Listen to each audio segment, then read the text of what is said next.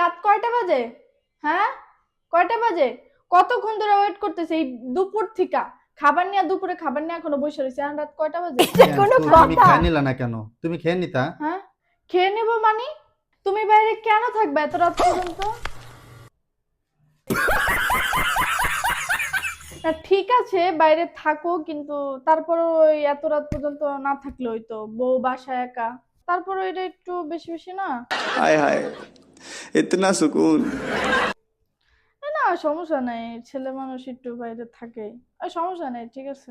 তারপরে হচ্ছে একবার ভাবলা না যে বউ বাসায় একা, একটু তাড়াতাড়ি বাসায় যাই, সমস্যা নেই।